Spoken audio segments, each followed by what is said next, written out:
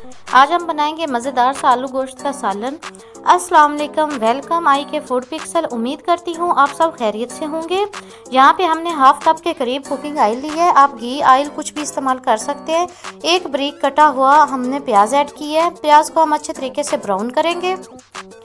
आप देख सकते हैं यहाँ पे हमारा प्याज तकरीबन ब्राउन हो चुका है और हमने ऐड की है 3 बड़ी इलायची, 1 चम्मच अदरक लहसुन का पेस्ट। 2 से 3 मिनट के लिए हम इन्हें अच्छी तरीके से फ्राई करेंगे और साथ में हम इसमें ऐड करेंगे गोश्त को तकरीबन हम 5 से 7 मिनट के लिए अच्छे तरीके से फ्राई करेंगे। आप देख सकते हैं गोश्त हमारा फ्राई हो चुका है। अब हम इसमें 1 टमाटर ऐड करेंगे और साथ में हम इसमें हस्बे ज़रूरत मसाले ऐड करेंगे। 2 से 3 कुटी हुई सब्ज मिर्चें ऐड करेंगे हम, हल्दी, सुर्ख मिर्च, नमक और काली मिर्च। इन सब चीज़ों को हम अच्छे तरीके से मिक्स करेंगे और कुछ मसाले हम सालन के एंड पे ऐड करेंगे जिससे खुशबू और जायका में 4 चांद लग जाएंगे।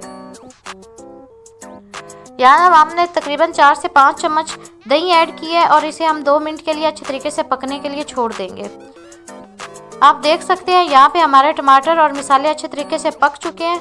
अब हम इसमें ऐड करेंगे आलूओं को हम मज़ीद 5 से 7 मिनट के लिए पकाएंगे।